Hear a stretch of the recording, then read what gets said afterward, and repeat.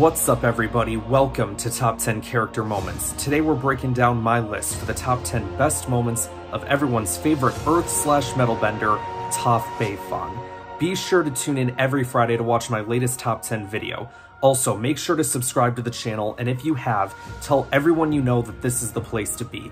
And then tell them to go over to my other YouTube channel called Sector for Nerds, link in the description below, and subscribe there as well. Thank you guys so much. Alright you guys, let's get into some honorable mentions before cracking the top 10, shall we? First up, kissing Suki on the cheek. Now originally she thought it was Sokka because he yelled that he was coming to save her, but before he could finish, Suki was already in the water to save her. Oh Sokka, you saved me! Mwah. Actually, it's me.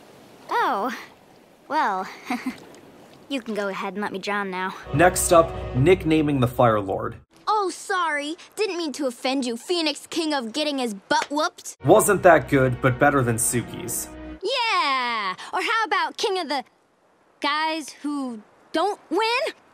Leave the nicknames to us, honey. And finally, going on a life-changing field trip with Zuko. All the other main characters did, so why shouldn't she? Unfortunately, hers wasn't as life-changing as everyone else's, but it was still fun to watch nonetheless. Alright you guys, let's get into the top 10 list itself. You guys ready?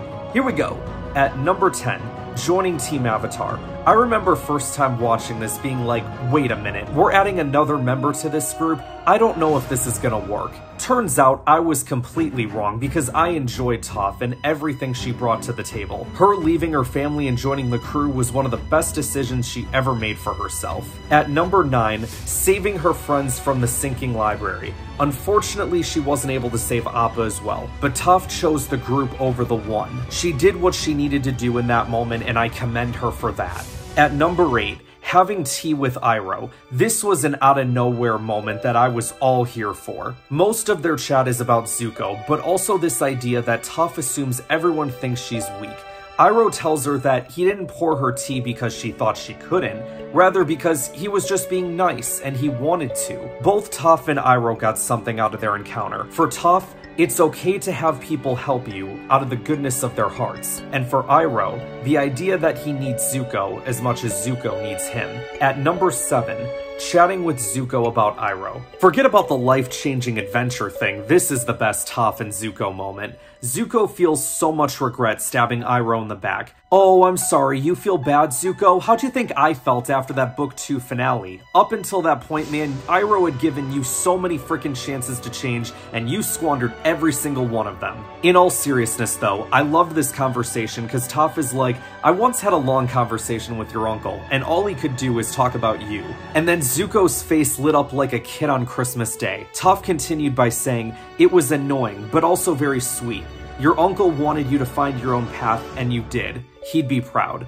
Good stuff, Toph, good stuff. At number 6, defeating Mick Foley, I mean the Boulder. Correct me if I'm wrong, but didn't they try to get The Rock to voice the Boulder? Nevertheless, I thought Mick Foley did a great job with it.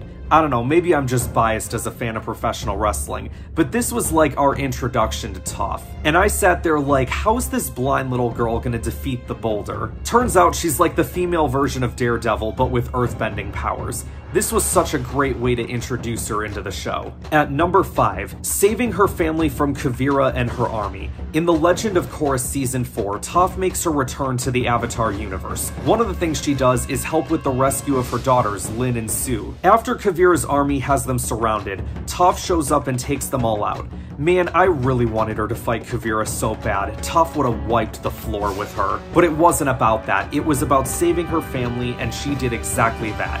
And getting on the same page too, that's a bonus. At number 4, training Aang to earthbend. Oh, this was fun.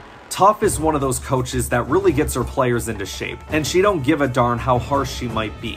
Ultimately, it worked. She got Aang to become an earthbender. Well done, Toph. At number 3, training Korra. This is one of the reasons I enjoyed The Legend of Korra Book 4 so much. Korra's arc through this season was incredible. I loved her pretty much having to rediscover herself, and the big reason why she was able to do that is because of Toph. Korra asks Toph why you disconnected yourself from the world, and Toph is like, brah, I'm more connected to the world now than you've ever been. You're blind compared to me. You've been disconnected from not only yourself, but the people that love you. It's through that motivation, along with the motivation to stop Kuvira from taking over the Earth Kingdom, that helps Korra remove the poison from her body and be able to use the Avatar state once again. Another job well done, Toph. At number 2, Girls' Day Out with Katara. In the episode titled Tales of Ba Sing Se, Katara takes Toph out for a day in the town. There were several reasons I enjoyed this so much. First of all, it was nice actually seeing them getting along, considering how many times they were at each other's throats throughout the show. Second, it was nice seeing a bunch of jerks get what they deserve. They were bringing Toph down and she was like, okay, well, screw you guys then. And third, Toph opening up to Katara about the way she acts and looks. It's not often we see this side of her come out. And then Katara assuring her that she is pretty made it a truly touching moment. And finally, at number 1, for my favorite Toph moment, learning how to metal bend. This was one of those, man, how does our hero get out of this kind of moment? But this added so much lore to the show in the sense that an earthbender could learn the ability to metal bend, like how we also see waterbenders be able to blood bend. And then eventually we see stuff like lava bending in The Legend of Korra. Toph learning metal bending was such a big deal because she ends up starting her own metal bending academy in the comics, which then leads to there being plenty of metal benders during the time of Korra. So to me, it's her biggest accomplishment. There you have it, guys. That's my list for the top 10 best Toph moments. Next week, I'll be breaking down my picks for the top 10 best moments of DCAU's Superman. Thank you all for watching, like and subscribe, and I'll see you guys next week.